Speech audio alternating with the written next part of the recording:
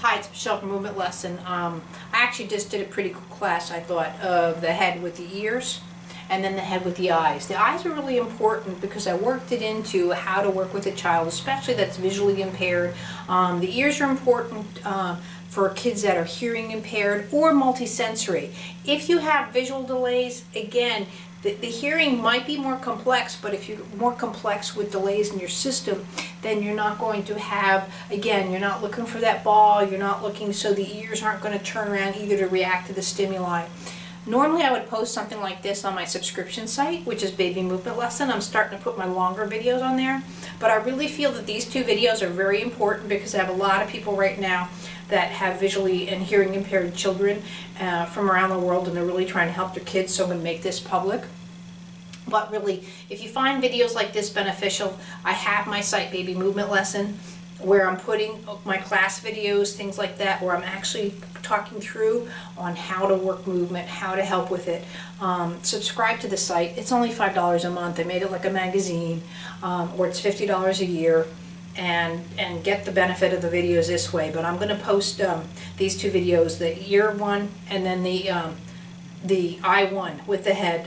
They'll be separate because it's an hour and a half, but I'm going to make that public, and I hope you get out of the videos, which I hope you will, especially if you're a parent, on how to work with the toys, how to work with the kids, and let me know what you think. So put your comments below and subscribe to the site because that makes it available for me to do more videos for people. So thanks.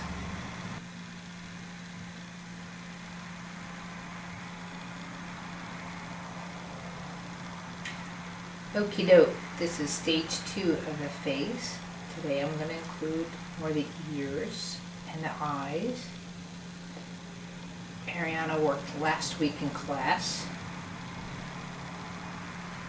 so I'm just going in. Now I stopped because I'm already feeling just a residual heaviness here. Now, could it be because of the way her hair is pulled up? It could be just what organization it happened. I don't know. I don't try to explain things. It is what it is. But when I feel it, I just go to town. It really doesn't matter if someone is significantly delayed, impaired, trauma. When you separate from that emotional side of it and you go into it as just like a little child of wonder, and you're just looking to see how something moves efficiently or inefficiently, that's when all the neat stuff starts to happen. I'm not saying it doesn't happen otherwise, but when you go in it with that you're going to accomplish something versus just going in it with a sense of wonder, where that wonder just will unfold movement. See? Very quick. That's why I chose Ariana again to work on her face, because I knew she would have so much left over from the last lesson. I'm telling you now, I shouldn't put it out there, but you're not just going to walk up to someone's head having not ever touched it and just go, oh, boop, boop, boop, oh, good, we're good. Now, also the way that the head's organized now, I could go to the rest of her system, but again, this is another hour on the head. But I'm still going to go around now and just see if there's anything else that's lurking or hanging out.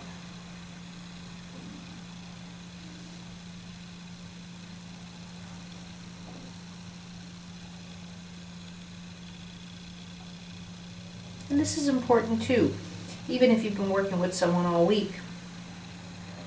Did they sleep well last night? Did they have a fight with somebody? Did they, things changed? Did they stub their toe? Did they, have a bad phone call? All of these affect our movements in our system. From that too, as a practitioner, what if I think I'm going to work on someone and then they walk in and say, oh, my husband hurt themselves, you're now working on him. When it comes down to it, I'm just hired help, but I just say, okay. I work on whoever comes through my door or needs me. So to have an attitude of that wasn't in my plan, so I can't do that, I can't switch.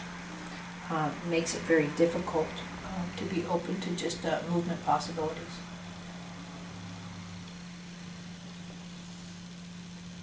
So here, as you can see, she's all those little residual kind of jumps and twitches, that's just in her DNA, so I'm used to her. I can say it nicely, she's my little Mexican jumping bean. I'm underneath the mastoid process and on top of the head. I'm just, looking to see how the head moves off my hand.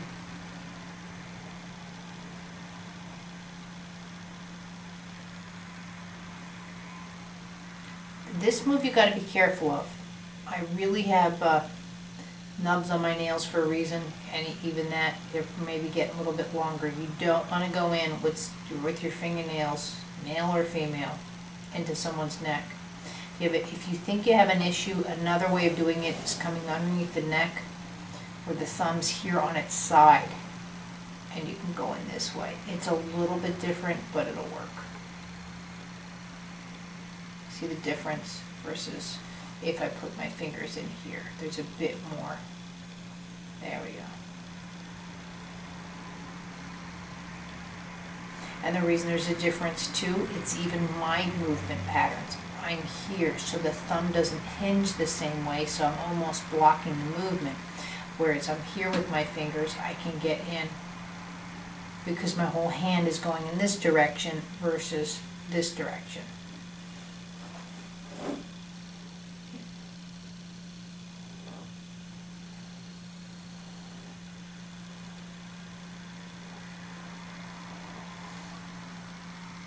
So I'm just going to check out her other side. And again, she's quite nice. So now I'm going to go begin now with the ears. Most people don't give the ears a lot of credit.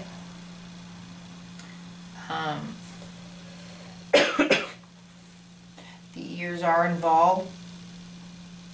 And what's nice about the ears is you can use them to get what you want. So all I'm doing here, do my hands meet up that side of the head the same way? How are her proportions?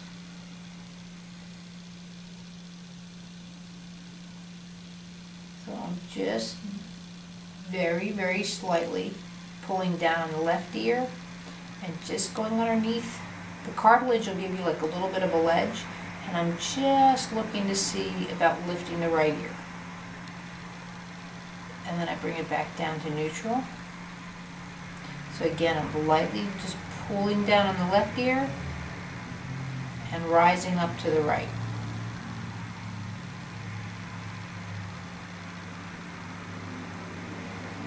So sort of the sensation that she'll be getting and that I'm working on right now is still the outer volume of the head. So as I push up on the right side, the rotation goes through the top of the face and around as if I'm dealing with a sphere. What I'm going to end up doing though is going directly from ear to ear, like there's a whole channel here, and working through the whole ear. But see, right now you can still see, even if I go here, apply the rotation is still very spherical around the face, if that makes any sense. As you watch this, just watch closely. You might have to watch this video a couple times just to see it. So now what I'm doing, I'll do it here quickly on this side. At first I was just pulling down on the ear as I was pushing up on the opposite ear. But now what I'm doing is I'm actually pulling out just a little bit. So I'm pulling as I'm pushing up. And this is the first shift that you'll start to see as I push up and pull out, that the movement is going to start to change almost from here in her head and out here. So it's going to start creating an access point through the skull. And again, I'm just talking to you too from past experiences, how I've worked with the ear. You might not see it at the moment, but that's, again, my intentions. Now, obviously, if something shows up, I go with it, but And I'm still pretty much staying in the center of the ear.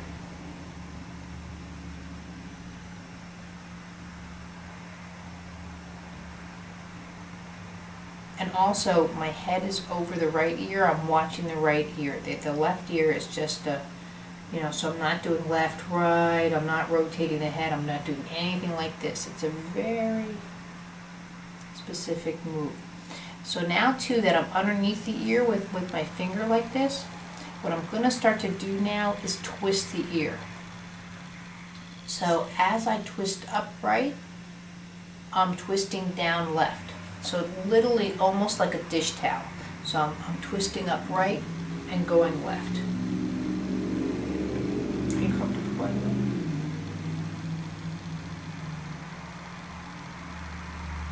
There we go. Feel that?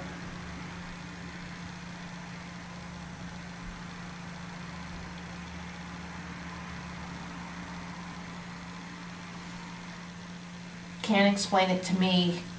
I just feel it as a melt. All of a sudden, there'll be a connection made, however you want to put it, or a release, or there's something in the system where the system goes, oh, I don't have to work so hard, and literally to me it just goes, ooh. It's different for me. It goes, yeah.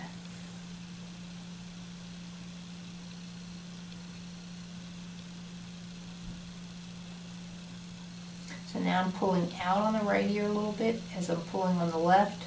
But again, I'm not doing symmetrical. I don't do left, right, up, down. I always have a bit of the torque. So I'm going up a little bit, pulling out, and then down a little bit. So I'm pushing down on my thumb on this side and my finger, pointer finger on this side.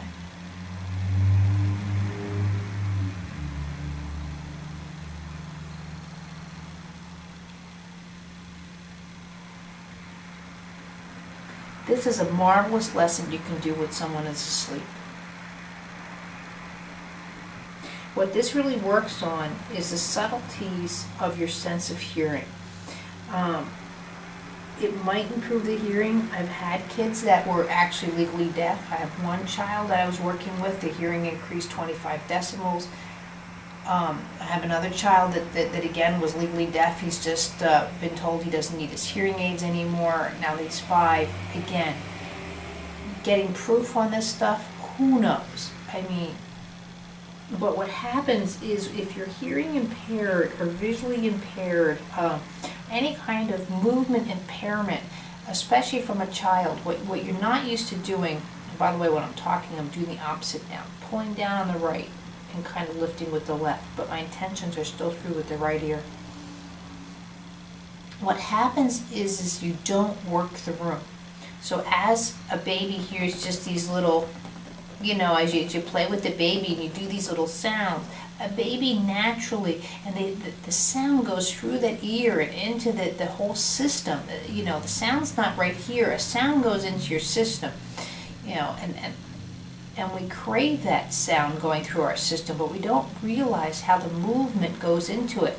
So as those that little sound goes through, that the ear of a baby goes this way. Now, if this child's hearing impaired, look at the subtleties of just the head's rotation off the whole central nervous system. That does not happen because of a person being hearing impaired or visually impaired, or for whatever reason movement impaired, not reacting to stimuli. And again, I know it's subtle, and that's that counterbalance that I'm working on in the head, but it's so crucial. We don't appreciate it, that awe of our bodies, and hearing is just one of them, as well as our reaction or our movement ability to react to stimuli.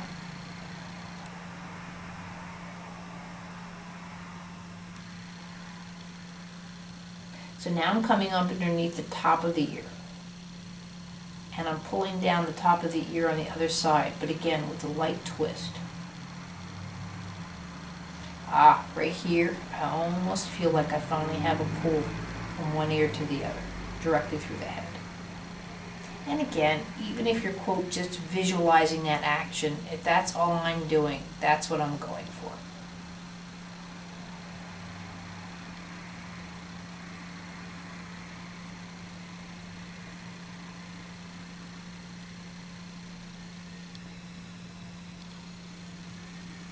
And by the way, with all of this, we'll go back to our original movements, you know, just seeing how nice, how light the head is at this point. Whoops, don't jump into my arms. You know, see all of that from working with the ears. You comfortable? Mm-hmm. But also notice a difference going to this side versus this side. Feel the difference in the turn? Feel the difference in the turn. Now I've been working with both ears, but again, my intentions right now are much more with the right.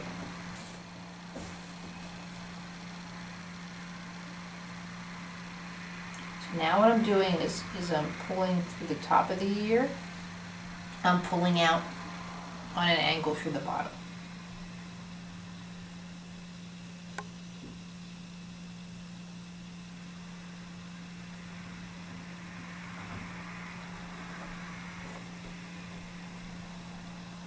I still don't have what I would consider push me, pull me.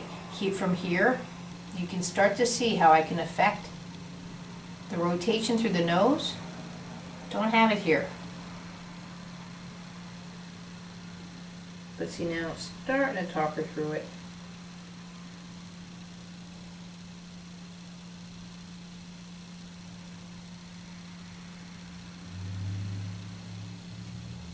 And by the way, if you don't think, if you're a violinist or something, again, we're a professional musician, that the sound and the reaction of the orchestra, everything around you, that this wouldn't help, let me tell you.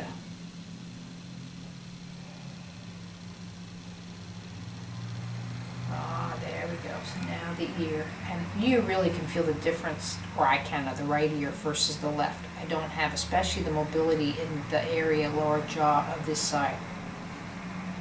But still, now I can go back into the original movement where I'm just subtly lifting up and pulling down. I think she's having a hard time not falling asleep on me. Huh? Are you falling asleep? No, I'm just trying to keep myself from twitching. I'll twitch away. Twitch day today. So now I have the sternum. So I'm pulling up through the upper ear. Feel the difference? So now I can play with the ear through the head. So I'm lightly pulling the ear.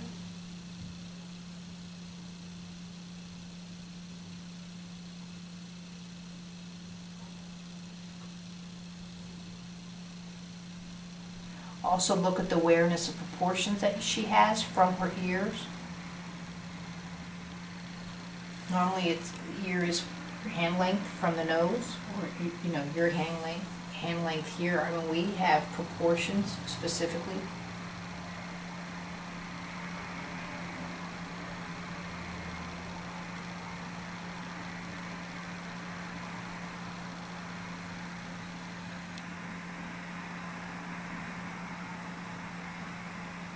And by the way, the reason I say doing this while a child's sleeping or something, if a child's impaired with the senses, going after those senses, and impaired with the senses, just because you have functional hearing, or I should say hearing okay, doesn't mean it's functional. And that comes into plays with like autism.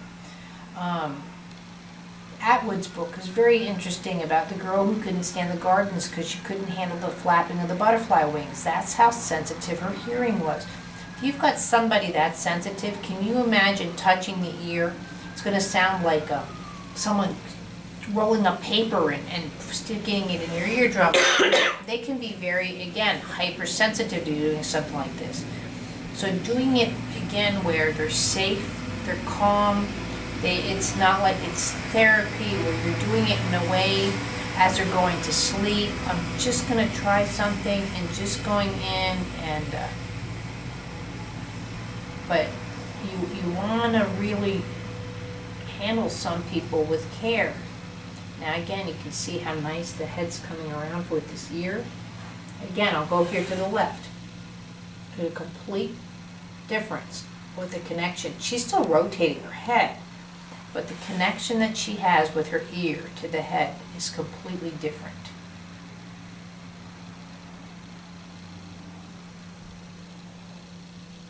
And it's okay to be different.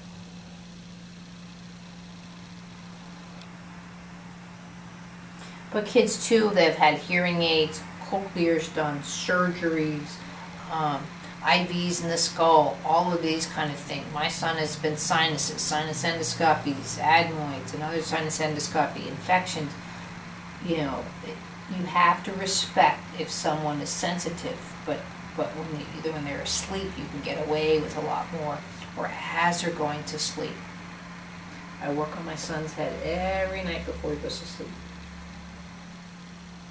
So now I can touch the ear and come underneath again with the base of the skull.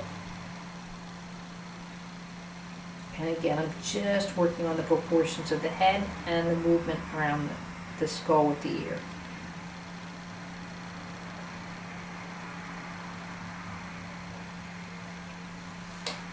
So now I can go back in and just do my original moves and see if that made a difference.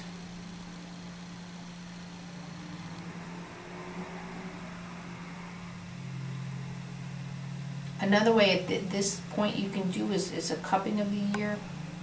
I kind of like just to grab the earlobe. I'm going down with the one earlobe and twisting up with the other. So I'm down with the right, twisting up with the left.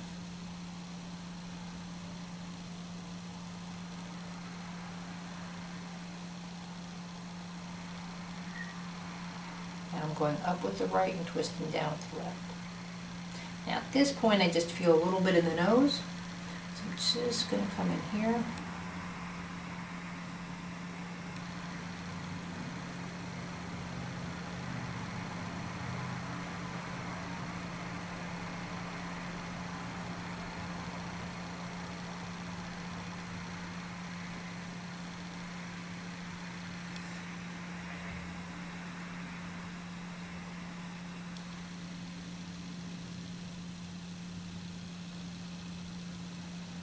And notice it's very similar to the lesson, like where I talk about bringing the tailbone to the floor, to the knee to the floor. Notice now how the ear can come towards the floor. This is different.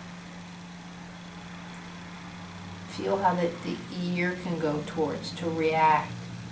It takes attention off the jaw, the neck muscles, all of that.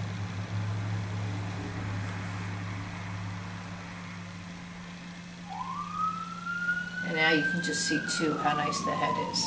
And her acceleration right now is so fast. Again, runners, footballs, professional, you know, as well as children with special needs. Look at the difference. This is social skills in children. As a child goes boom past them and boom past them, they can react. This is the stuff that doesn't happen when you're hearing impaired or visually impaired. It's this person here doesn't set up those life skills because they don't see it in their system. But when they don't see something in their system, they also don't see the importance in the system. And then what people tend to do, professionals, oh, well, they don't turn their heads to the right or left. And, you know, that's where as a mom I wanted to say, duh, but what do I do to change it? This is something to see if a ball will react. And that's where I'm about to, after I'm done with the ears, play with the eyes. So as a ball comes through or comes here or off to the peripheral and so forth, when do you start to see those things? Because that's what happens is their friends go run by in recess and they work the room. Kids are very fast. The social skills have a speed to them that, again, we don't have as adults. We sit in cubicles, we do our jobs, not everybody, but, you know, and that changes the way our eyes function, our ears function. We might have perfect hearing, doesn't mean we have functional hearing.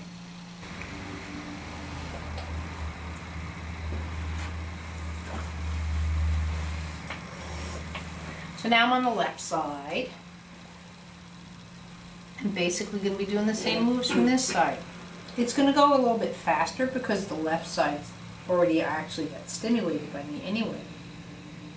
But it still needs the same attention from me. I shouldn't say it, but the left side needs the same attention, but also again, I need to be open because I was so concentrated on the right side before. Now I have to go over to the left, and I have to notice what's going on. And here she just has some residual muscle or something like this. I don't know. Let's just say it's not responding the way I would like to. So again, I'm just going to go, you know, we're about to work here. Would you like to participate? That's all I'm doing. It's not a trigger point. It's not, I mean, even look at the way my fingers are going around. I'm not sticking my finger on the magic button. I'm just basically telling her central nervous system, her brain, however you want to look at it. We're about to do some work here. If you would like to participate, that would be great. It's just like collecting kids to a birthday party. They're all there, but they're not all there. You have to, or as we say in Cub Scout, signs up. That's all I'm doing with their system. So now I'm lifting up here through the left and going down through the right. And it's fine that she's doing this, but as you can see too, her sinuses have decided to totally drain out with the lesson, and that's fine. That's what it's all about. You know, when you have residual fluids in your face, you move differently. Your head is a different weight, first of all. When your sinuses are completely blocked with allergy mucus, it's a certain weight. When your sinuses are completely blocked with an infection, it is a certain weight. It might be microscopic of a difference. It is a different type of fluid. Your body's going to react differently. If you have a sinus infection, your brain's going to be fighting an infection. Movement's going to be on the last leg.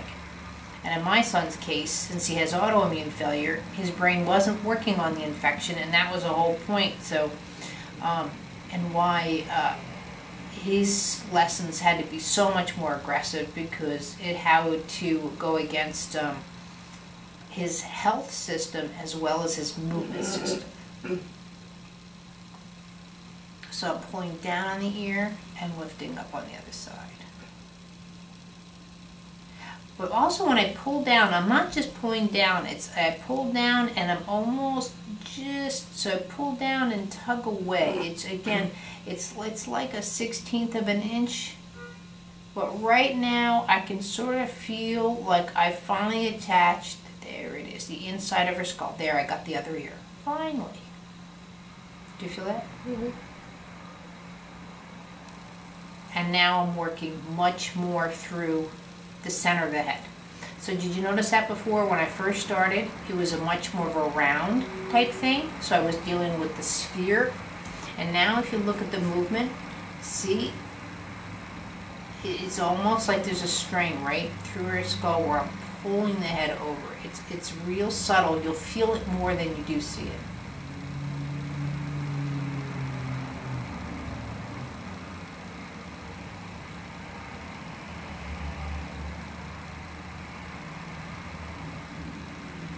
And I'm just trying to hook up the right as easily. There we go.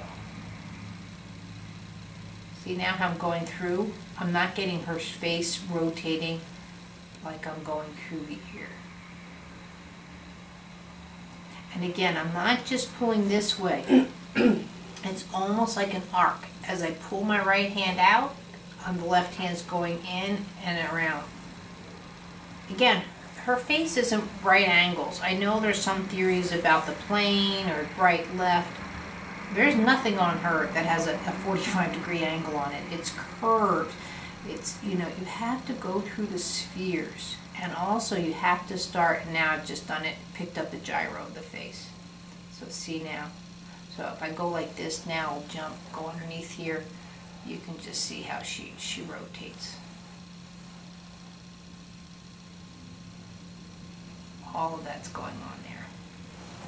But that's not the purpose of the lesson, but I just wanted to show you how available she was at this moment. And I can pick up my pace now with the ears. So now I'm going into what I like is I'm twisting. So I'm twisting down through the right and up through the left. But again, my concentration's still on the left side. In a moment, I'll concentrate more through the middle. Now here I can feel the sinus on the left. So I don't know if she'll kill me or not when this side really drains out, but I'm gonna go. So this is really neat. Now if she can feel it subtly, I'm actually pulling the back of her sinus cavity in the back of the eye sockets through the ear. So I'm not doing this where the head rotates around. It's pulling down. Can you feel that? That I have like the back of the sinus pocket. I'll do it from this side too so you feel that.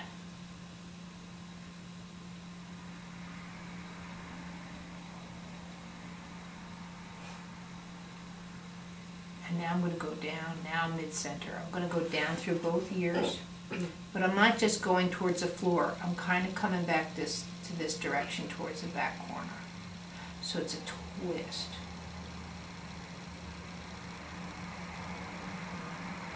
And a slow release. And twist down. This is another way principle. It's a very good principle, Feldenkrais. If you want something to release up, you go down. So I could go this route of pushing the head, because I can't, go that way, pushing the head down into the table, but I'm going this route through the ears. So again, it's a twist.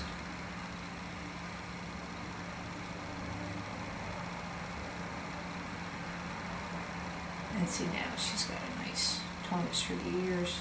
So again I can twist. Again, notice the head's not rotating as much. That's because I'm going through the head. The canals go pretty far into the head. If you look at, if you get out your anatomy book or anything like that. So see how you can see it. Look at how I can rotate and move through her head. Here it was before, remember I was worried about my fingers? Look at this now, how she can just, the springiness too.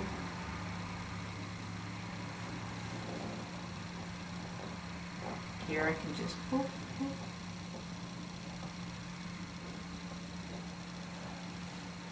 So now I'm going to go back into the ears. I'm underneath the head, base of the skull.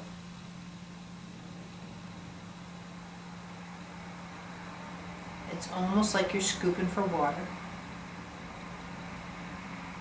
But see how I'm pulling down just slightly on the left?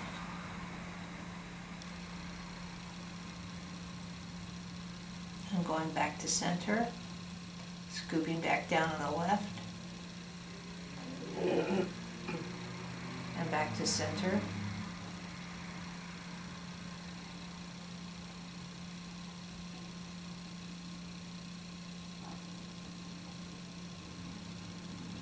Here I'm going to go to the right, scooping down.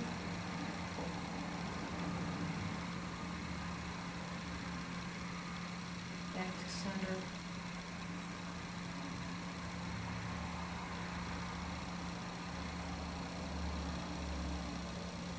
And what I want to do again, notice I'm giving her a little bit of the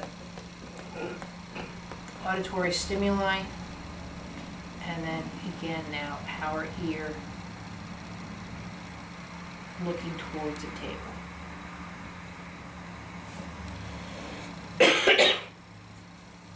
Now this could go all the way back to crib placement. At the crib placement was where the door, everything, mommy was on this side, crib against the wall this side. You can possibly pick up subtleties of the head.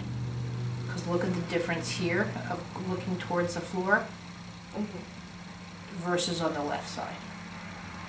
There's some right about them. Same pictures too.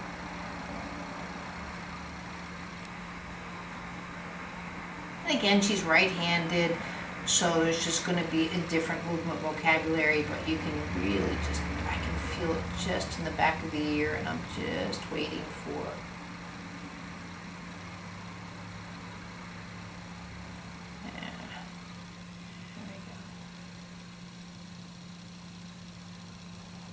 there we go.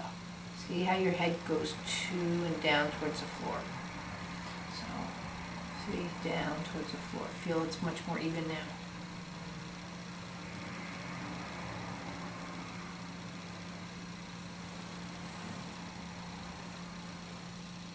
Look at neck muscles, head muscles. Again, the subtleties.